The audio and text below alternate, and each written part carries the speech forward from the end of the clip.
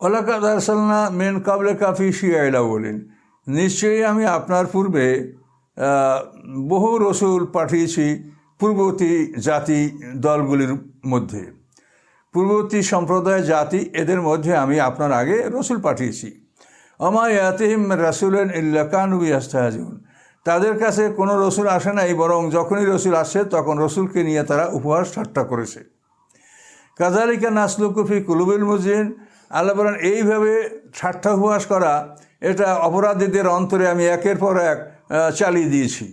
ওই যারা ধ্বংস হয়েছে তাদের অন্তরে এই উপহাস ঠাট্টা ছিল, পরে যারা নূতন জাতি সৃষ্টি হয়েছে তাদের অন্তরে এই ঠাট্টা উপহাস বিরাজ করছিল। আল্লাহ বলেন এটা আমি ধারাবাহিকভাবে চালিয়ে দিয়েছি কাফেরদের মধ্যে। লা ইউমিনুনা বিহি, তারা এই আসমানি কিতাবে ঈমান আনে না, কোরআনের উপরে ঈমান আনে না।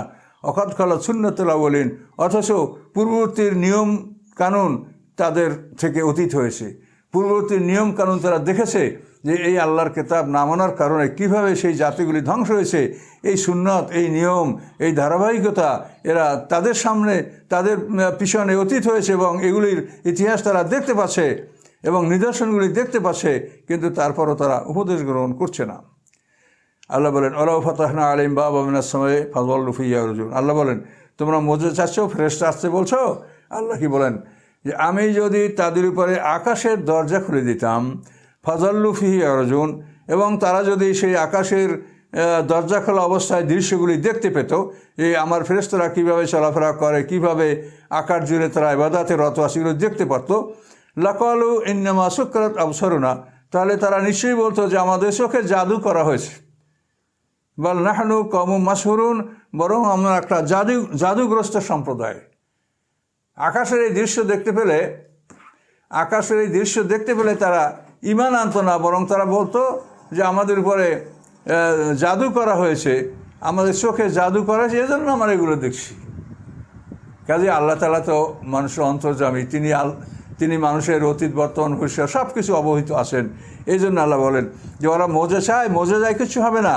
আমি যদি আকাশের দরজা খুলে ওদেরকে আকাশের দৃশ্য দেখাতাম, হ্যাঁ, যে আকাশের কোনো জায়গা ফাঁকা নাই, সব জায়গায় ফেরেশতা অবস্থান করছে এবং এক একজনে এক এক অবস্থা আল্লাহ জিকিরে লিপ্ত রয়েছে, তো এগুলি দেখলে ওরা বলতো যে আমাদের চোখে জাদু করা হয়েছে। ওরা বিশ্বাস করতো না যে আল্লাহর এগুলি কুদরত বা আল্লাহর সৃষ্টি বা এগুলি আল্লাহর ফেরেশতা, এগুলো ওরা বিশ্বাস করবে না। ওরা বলবে আমাদের চোখে জাদু করা হয়েছে। ওয়ালাকাদ জাআলনা ফিস সামাই বুরুজা, আল্লাহ বলেন নিশ্চয়ই আমি আকাশে উজ্জ্বল নক্ষত্র সৃষ্টি করেছি। বুরুজ মানে উজ্জ্বল নক্ষত্র, বুরুজ মানে কক্ষপথ। তো আল্লাহ বলেন আমি আকাশে গ্রহ নক্ষত্র এবং আকাশের সমস্ত সৃষ্টিকে চলার জন্য আমি তাদের জন্য রাস্তা সৃষ্টি করেছি, আপন আপন পথে সবাই চলে। আর উজ্জ্বল নক্ষত্র সৃষ্টি করেছি। ও যায়্যানাহা লিন নাজিরিন, এবং আকাশকে আমি সাজিয়েছি দর্শকদের জন্য। দর্শকের জন্য আকাশকে কীভাবে সাজিয়ে রাখা হয়েছে, আকাশে তাকাইলে প্রাণ জুড়ায়, মন জুড়ায়, যে কী একটা সুন্দর দৃশ্য, সমস্ত আকাশ তারায় ঝকঝক করছে। আল্লাহ বলেন দর্শকদের জন্য আমি এই আকাশকে সাজিয়ে রেখেছি। আর হাফেজনাহা মিন কুল্লি শাইতানির রাজিম, এবং আমি উহাকে রক্ষা করেছি অভিশপ্ত শয়তান থেকে। অর্থাৎ শয়তান আকাশে যেতে পারে না, আকাশের আসনে বসতে পারে না। এই আকাশকে আমি অভিশপ্ত শয়তান থেকে আমি রক্ষা করেছি। এই ক্ষেত্রে তাফসীর কাররা বলেন যে ইবলিসকে যখন জান্নাত থেকে বের করা হয়েছে, তখন এই জিন জাতির যে ইবলিস গ্রুপ, তারা সপ্ত আকাশ পর্যন্ত সফর করতে পারত। পরবর্তীতে এদের ক্ষমতা কমিয়ে দেওয়া হয়। ঈসা আলাইহিস সালামকে যখন আল্লাহ তাআলা তৃতীয় আকাশে সংরক্ষণ করেন, তখন শয়তানদের তৃতীয় আকাশে যাতায়াত আল্লাহ বন্ধ করে দেন। এরপরে যখন আল্লাহ রসুল জন্মগ্রহণ করেন এবং লৌহে মাহফুজ থেকে প্রথম আকাশের বাইতুল ইজ্জত নামক অঞ্চলে আল্লাহ কোরআন নাযিল করেন, তখন শয়তানদের প্রথম আকাশে যাতায়াতও বন্ধ করে দেওয়া হয়। যে ঘটনাগুলি সূরা আহকাফে, সূরা জিনে, এই সমস্ত বিষয়গুলি কোরআনে বিস্তারিত আলোচনা আছে। ওরাই নিজেরা বলতেছে ওয়ান্না কুন্না নাকুদু মিনহা মাকাইদা লিস-সামঈ ফামান ইয়াসতামিল আনা ইয়াজিদ লাহু শিহাবার রাসাদা, যে আমরা আকাশের বিভিন্ন আসনে বসে বসে আল্লাহ এবং ফেরেশতাদের কথা চুরি করে শুনতাম, কিন্তু এখন যদি কেউ শুনতে যায়, প্রজ্বলিত অগ্নিশিখা তাকে আক্রমণ করে, সে শুনতে পারে না। এই কথাই আল্লাহ বলছেন যে আমি আকাশকে সুসজ্জিত করেছি উজ্জ্বল নক্ষত্র দ্বারা, এবং আকাশে আমি সুরক্ষিত করেছি অভিশপ্ত শয়তান থেকে। এখন শয়তানের যাতায়াত সেখানে বন্ধ। এই শয়তানরা যখন আকাশে যাতায়াত করতে পারছিল না, তখনই তারা ইবলিসের কাছে অভিযোগ করেছিল যে আমরা আগে যেখানে যাতায়াত করতাম, বসতাম, সেই জায়গা আমরা যেতে পারছি না। তখন ইবলিস বলল যে এটা আকাশের কোনো ব্যাপার নয়, পৃথিবীতে কোনো নূতন ব্যাপার ঘটেছে, তোমরা সারা পৃথিবীতে অনুসন্ধান করে দেখো যে আল্লাহর পক্ষ থেকে পৃথিবীতে কোনো নবী রাসূল বা আসমানি কিতাব কিছু এসেছে নিশ্চয়ই পৃথিবীতে, যার জন্য তোমরা প্রথম আকাশে যাতায়াত করতে পারছো না। এভাবেই বিভিন্ন জিনদের ডেপুটেশন দল করে করে তাদের সারা পৃথিবী ভ্রমণ করে অনুসন্ধান করার জন্য ইবলিস বলেছিল। শেষ পর্যন্ত নসিবান শহরের একদল জিন, তারা হয়তো 7 জন বা 9 জন ছিল, এরা আল্লাহ রসুলকে তায়েব থেকে ফেরার পথে আল্লাহ রসুল যখন ওয়াদিয়ে নাখলায় আল্লাহ রসুল নামাজ পড়তেছিলেন, তখন এই জিনেরা আল্লাহ রসুলের কোরআন শুনতে পায় এবং তারা বুঝতে পারে যে এই কোরআন নাজিল হওয়ার কারণে আমাদের এই প্রথম আকাশ যাতায়াত বন্ধ হয়ে গেছে। ওই যা সারাফনা ইলাইকা নাফারাম মিনাল জিন্নি ইয়াসতামিউনাল কোরআনা, সূরা হাকাফে এই আয়াত রয়েছে যে একদল জিনকে আপনার কাছে আমি পাঠিয়েছিলাম, তারা আপনার কাছ থেকে কোরআন শুনছিল। ফালাম্মা হাজারু ক্বালু আনসিতু ফালাম্মা কুজিয়া ওয়াল্লাহু ইলা কওমিহিম মুনজিরিন। এভাবে তারা মনোযোগ সহকারে কোরআন শুনলো।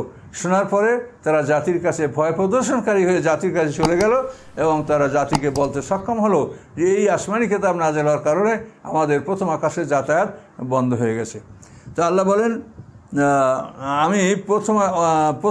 আমি আকাশকে শয়তান থেকে সুরক্ষা দিয়েছি, কিন্তু ইল্লা মানিস তারাকা সামা, কিন্তু যারা মানে কথা চুরি করে, সামা মানে শ্রবণ, মানে আল্লাহ এবং ফেরেশতাদের কথা যারা চুরি করে শোনে, ফাতবাউ শিহাবুম মুবিন, তার পিছনে যায় একটি উজ্জ্বল নক্ষত্র। মানে শোনা তো নিষেধ, তারপরও ছো মেরে যদি কোনো কথা, মানে ওই যাবে আর আসবে, আগুন লাগবে, বা চুরি করে যেরকম মানে এরকম করে, এরকম যেমন আগুন জ্বলছে, আপনি হঠাৎ করে একটা আঙ্গুল আগুনের মধ্যে ঘুরে নিয়ে আসতে পারেন। বা আগুনের কয়লা আমরা দেখেছি, অনেকে এই আগুনের কয়লা এই হাতের ধৈর্য আগুন, কিন্তু আগে যারা ধূমপান করতো আমরা তারা এটা বাস্তবে দেখেছি যে আগুনের একটা কয়লা ধরেই তারা তাদের যে ওই কলকি যেটা তা মুখ থাকতো এটা তুলে দিত হাত দিয়ে, বা হাঁটা ঝেড়ে দিত। এখন আগুনে পড়ে কিন্তু তারপর হঠাৎ করে ধরে এটা তুললে তখন কিন্তু মানে সেকেন্ডের মধ্যে বা তার চেয়ে কম মুহূর্তের মধ্যে এটা তুললে আগুন লাগে না। তো ওইভাবে ওরা মানে যাতায়াত তো বন্ধ, তারপরও ছো মেরে যদি ওখানে যায় দু একটা কথা চুরি করে শোনা যায়, এভাবে চেষ্টা তারা এখনও করে, এবং এতটুকু ক্ষমতা আল্লাহ তাদেরকে এখনও দিয়ে রেখেছেন। তো এই জন্য আল্লাহ বলেন যারা শ্রবণ চুরি করে, অর্থাৎ চুরি করে যদি কোনো কথা শোনে, ফাতবাউ শিহাবুম মুবিন, তখন একটি উজ্জ্বল নক্ষত্র তাকে অনুসরণ করে। অর্থাৎ তারকাদের সাথে আল্লাহ মিসাইল বা ক্ষেপণাস্ত্র স্থাপন করেছেন, তারকার থেকে ওই ক্ষেপণাস্ত্র ছুটে ওই শয়তানকে আক্রমণ করে। কোনো ক্ষেত্রে এই শয়তান আক্রমণে সে মারা যায়, কোনো ক্ষেত্রে সে পঙ্গু হয়ে যায়। এভাবে আবার কেউ হয়তো পালাই এড়াতেও পারে। এভাবে আল্লাহ তাআলা এই ব্যবস্থাটা রেখেছেন। মানে চোরের চুরি করার জন্য কিছুটা সুযোগ রাখা হয়েছে, তা নয়তো প্রক্রিয়া বন্ধ হয়ে যাবে। এই জন্য আমরা গভীর রাতে অনেক সময় আকাশেও দেখতে পাই যে মানে তারকার থেকে একটা আলো ছুটে কোথায় সাঁ করে চলে যাচ্ছে। তো এটাকে অনেকে উল্কাপাত বলেন বা যাই বলেন, এটা কোরআনের ভাষায় হলো শয়তানকে আক্রমণ করা। ইল্লা মানিস তারাকা সামা, বরং যে শ্রবণ চুরি করে, অর্থাৎ চুরি করে কোনো কথা শুনে, আল্লাহ বলেন আমি তার পিছে ধাওয়া করি শিহাবুম মুবিন, উজ্জ্বল নক্ষত্র। এবং এই তারকার সাথে যে মেজাজ সৃষ্টি করা হয়েছে, রাখা হয়েছে, এটা অন্য আয়াতে আল্লাহ বলছেন। ওয়াজআলনা রুজুমান লিশ-শায়াতিন, এটা অন্য আয়াতে আল্লাহ বলছেন যে এই তারকাগুলি আমি শয়তানদের জন্য ক্ষেপণাস্ত্র, এবং এই তারকা হতেই কিন্তু ক্ষেপণাস্ত্রের সৃষ্টি। এই যে আল্লাহ তাআলা কোরআনে বলেছেন আমি তারকার সাথে ক্ষেপণাস্ত্র স্থাপন করেছি, আর আল্লাহ রাসূল বলছেন তীরকে ক্ষেপণ।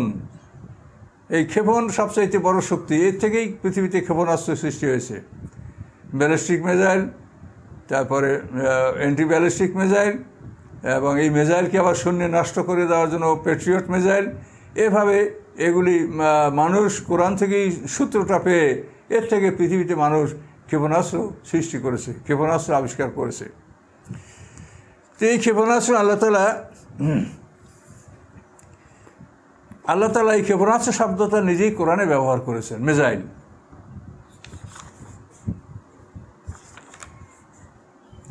তো শয়তানরা যদি এইভাবে কোনো কথা চুরি করতে পারে, অর্থাৎ আল্লাহ এবং ফেরেশতাদের কোনো কথা যদি ওরা সংগ্রহ করতে পারে, এই সাথে সাথে এই কথাটা পৃথিবীর গণক কাহিন যারা আছে তাদেরকে এটা বলে দেয়।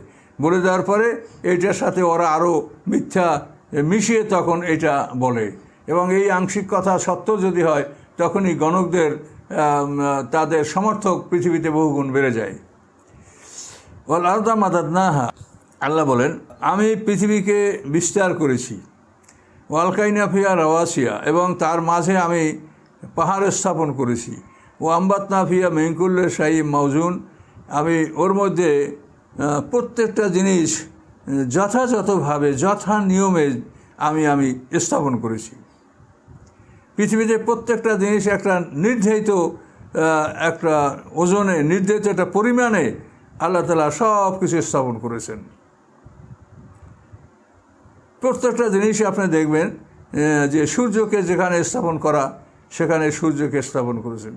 নদী, সমুদ্র, জঙ্গল কোথায় কোনটা থাকবে, মানুষ কোথায় বসবাস করবে, পাহাড় কোথায় অবস্থান করবে, এই প্রত্যেকটা জিনিসের একটা নির্ধারিত মাপ সহকারে আল্লাহ তাআলা সৃষ্টি করেছেন, যাতে সকল বস্তু হাতিও যাতে জঙ্গলে বসবাস করতে পারে, বাঘ ভালুকও বসবাস করতে, তার জন্য সুব্যবস্থা করা হয়েছে। আবার মানুষ যাতে নিরাপদে বসবাস করতে পারে তার জন্য সুব্যবস্থা করা হয়েছে। মাছ যাতে নিরাপদে বসবাস করতে পারে, পাখিরা নিরাপদে বসবাস করতে পারে, সমস্ত বিষয়ে আল্লাহ তাআলা পরিমাণ মতো সৃষ্টি করেছেন, নির্ধারিতভাবে সৃষ্টি করেছেন। যেমন যে পাখিরা আকাশে উড়ে বেড়াবে তাদের ডানাগুলি অনেক বড়। যে পাখিরা সাধারণত মাটিতে চলাফেরা করবে, মুরগি, একটা মুরগি 1 কেজি 2 কেজি একটা মুরগির পাখাটা ডানাটা খুবই ছোট, মনে করেন 100 গ্রামের একটা পাখা, ছোট্ট পাখা। একটা বগ, মুরগির চাইতে তার ওজন কম হবে, কিন্তু বগের পাখাটা দেখবেন যে মুরগির চাইতে 4-5 গুণ বড়। এই বড় পাখা না হলেও আকাশে উঠতে পারবে না। তো এই জন্য আল্লাহ তাআলা এটাকে বলে মাউজুন, অর্থাৎ প্রত্যেকটা জিনিস যেভাবে সৃষ্টি করা দরকার সেই জিনিসটা সেভাবেই সৃষ্টি করা হয়েছে। শিকারী পশু কীভাবে শিকার করে খেতে পারবে, এই জন্য সেইভাবে তাকে নখ দিয়েছে, দাঁত দিয়েছে। আর মানুষেরা যেহেতু সভ্য জাতি, এই জন্য মানুষের জন্য অন্যভাবে ব্যবস্থা রাখা হয়েছে। প্রত্যেকটা জিনিসকে আল্লাহ তাআলা যথানিয়মে সৃষ্টি করেছেন, একটা ওজন বা মাপ মতো সৃষ্টি করেছেন। ও জাআলনা লাকুম ফিহা মাঈশা, আল্লাহ বলেন তোমাদের জন্য এই পৃথিবীতে তোমাদের জীবিকা, মাঈশ, তোমাদের জীবনযাপনের উপকরণ এই পৃথিবীতে আমি সৃষ্টি করেছি। আর অমান লাস্তুম লাহু বিরাজিকিন, এবং তাদের জন্য এই পৃথিবীতে আমি জীবিকা সৃষ্টি করেছি যাদেরকে তোমরা রিজিক দিতে পারো না। যাদেরকে তোমরা রিজিক দিতে পারো না তাদের জন্য আমি রিজিকের ব্যবস্থা করেছি। একটা তিমি মাছে কত খায়, একটা হাঙ্গর মাছে কত খায়, একটা হাতিতে কত খায়, বাঘ ভালুক সিংহ, আমরা তো এদেরকে খাদ্য দিচ্ছি না, এরা নিজ দায়িত্বে খাদ্য গ্রহণ করছে। এরপরে গাছপালা বেঁচে থাকার জন্য যে কার্বন ডাইঅক্সাইড লাগে, এটা মহাখাদ্য, এ খাদ্যের ব্যবস্থাও আল্লাহ তাআলা করেছেন। আবার আমরা প্রাণী, আমরা যারা ফুসফুস ধারণকারী প্রাণী, আমাদের জন্য অক্সিজেন প্রয়োজন, এটার ব্যবস্থা আল্লাহ করেছেন। এগুলি আল্লাহ না করলে আমরা এগুলি নিজেদের দায়িত্বে আমরা এটা করতে পারতাম না। এই বায়ুমণ্ডলটা আল্লাহ অক্সিজেন দিয়ে ভরে রেখেছেন, এটা যদি আল্লাহ না করতে এটা আমরা করতে পারতাম না। সমুদ্রের পানিকে আল্লাহ লবণ করে রেখেছেন, আল্লাহ যদি না করতেন তাহলে আমাদের পক্ষে এটা সম্ভব ছিল না। তো এই জন্য আল্লাহ বলেন যে এমন এমন ক্ষুদ্র প্রাণী যা তোমরা চোখে দেখতে পাও না, সেও খাদ্য খায়, তাকেও আমরা, আল্লাহ বলেন তাকেও আমি রিজিক সরবরাহ করি, আর বড় বড় প্রাণীকে রিজিক সরবরাহ করি।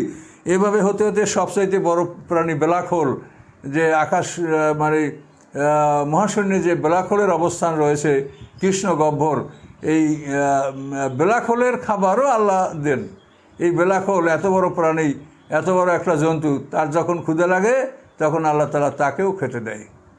যে সমস্ত গ্রহ নক্ষত্রের আয়ুষ্কাল শেষ হয়ে গেছে, তারা ঘুরে ঘুরে তাদেরকে ব্ল্যাক হোলের সামনে নেওয়া হয়, ব্ল্যাক হোল তাদেরকে গ্রাস করে।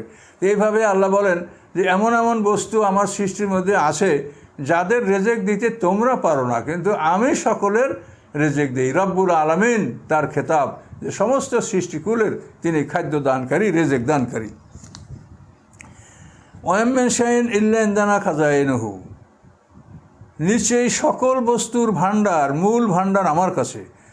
ওমা নুনাজ্জিল্লা বিকাদর মালুম, এবং সেই ভান্ডার থেকে আমি নিশ্চিত একটা পরিমাণে আমি নাজেল করি, এর বেশি যেটা লাগবে সেটি আমি নাজেল করি। আদম হাওয়া যখন পৃথিবীতে দুটো মানুষ ছিল, তখন দুটো মানুষের খাবার আল্লাহ পৃথিবীতে নাজেল করেছেন। এরপর আস্তে আস্তে পৃথিবীর মানব সংখ্যা বেড়েছে, বাড়তে বাড়তে এখন পৃথিবীর জনসংখ্যা যদি 800 কোটি হয়ে থাকে, এই 800 কোটি মানুষের খাবার আল্লাহ পৃথিবীতে পাঠাচ্ছেন, তাতে কোনো মানুষের খাবারের কোনো অভাব হবে না।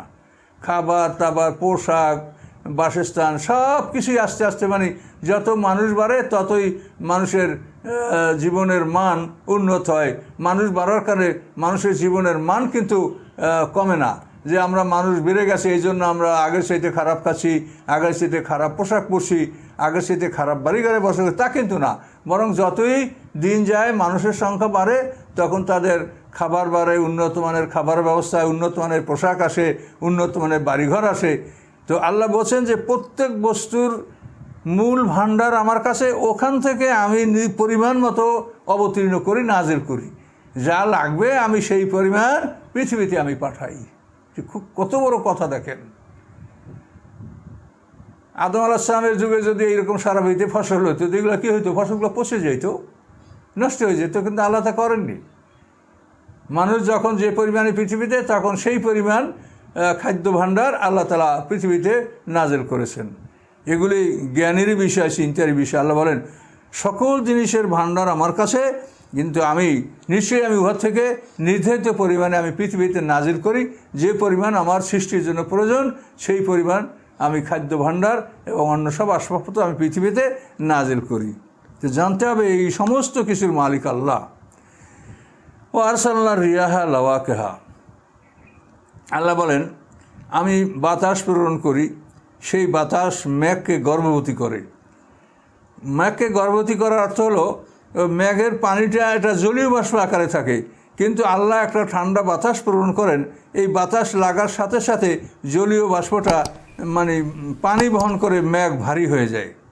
যেমন একজন গর্ভবতী মা গর্ভের কারণে ভারী হয়ে যায়, ওই রকম মেঘে যখন এই বাতাসের ছোঁয়া লাগে, তখন ওই মেঘটা জলীয় বাষ্প থাকে না, পানিতে পরিণত হয়ে মেঘটা ভারী হয়ে যায়।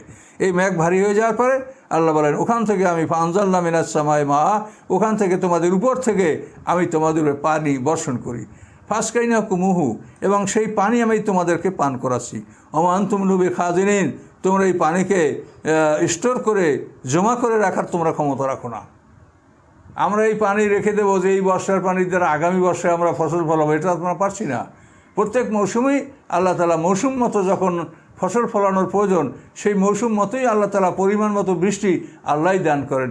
আল্লাহ বলেন এটা তোমরা স্টোর করে রাখতে পারো, তোমাদের কোনো ক্ষমতা নাই যে আমরা নিজেদের ইচ্ছে এই বর্ষাকে সংরক্ষণ করব, মেঘকে সংরক্ষণ করে রাখবো। আমাদের ইচ্ছে আমরা কখনো এটা পারবো না, কেউ পারে নাই, পারবে না। তাই আল্লাহ বলছেন যে এটাকে তোমরা সংরক্ষণ করতে পারবো না, এর ক্ষমতা তোমাদের নাই। ওর ভাণ্ডার আকাশে, আমি আকাশ থেকে পরিমাণ মতো পৃথিবীতে এটা নাজিল করি। ওয়ান্না লা নাহনু নুহয়ি ওয়া নুমীত, এবং নিশ্চয়ই আমি মানুষকে জীবন দান করি এবং আমি মানুষের মৃত্যু দান করি। ওয়া নাহনুল ওয়ারিসুন, এবং আমি প্রকৃত ওয়ারিস। তুমি তোমার পিতা মারার পরে ওয়ারিস হয়েছ, তুমি মারার পরে তোমার সন্তান ওয়ারিস হবে, এভাবে সবাই যখন শেষ হবে তখন আমি ওয়ারিস। এখনও আল্লাহ ওয়ারিস কিন্তু আমাদের দায়িত্ব দিয়েছেন, কিন্তু ওই সময় আমাদের দায়িত্ব কিছুই থাকবে না। একমাত্র প্রকৃত ওয়ারিস, প্রকৃত মালিক আল্লাহ, তিনি অবশিষ্ট থাকবেন এবং এই পৃথিবীর সব কিছু তিনিই মালিক হবেন। এখনও মালিক, কিন্তু আমাদেরকে আবার সাব মালিক করেছেন, কিন্তু ওই সময় আল্লাহ একাই মালিক থাকবেন, আমরা আর কিছু থাকবো না। ওয়ালাকাদ আলেমনাল মুস্তাকদিমিনা মিনকুম ওয়ালাকাদ আলেমনাল মুস্তাখিরিন, আল্লাহ বলেন তোমাদের আগে যারা অতীত হয়েছে আমি তাদেরকেও জানি, এবং তোমাদের পরে যারা আসছে তাদেরকেও জানি, আর তোমরা বর্তমান আছো তোমাদেরকেও আল্লাহ বলেন আমি জানি। তো অতীত বর্তমান, অতীতে যারা গেছে, বর্তমানে যারা আছে, ভবিষ্যতে যারা আসবে, সবাই সম্পর্কে আল্লাহ তাআলা সমান জ্ঞান। আল্লাহ বলেন আমি সবাই সম্পর্কে আমি সমানভাবে জানি। অতীত হয়ে গেছে, এটা হারিয়ে যায় নাই, ভবিষ্যৎ কী আছে এটা আমার জন্য অজানা না, সব কিছু আমি সমানভাবে আমি অবগত আছি। অন্য রব্বাক ইয়াহশুরুম, নিশ্চয়ই তোমার রব হে মুহাম্মদ সাল্লাম তাদের সকলকে একত্রিত করবে। ইন্নাহু হাকিমুন আলিম, নিশ্চয়ই তিনি কৌশলী এবং জ্ঞানী, কাজে তিনি সবাইকে উপস্থিত করবেন এবং সবাইকে তার কর্মফলের পুরস্কার এবং শাস্তি তিনি দান করবেন।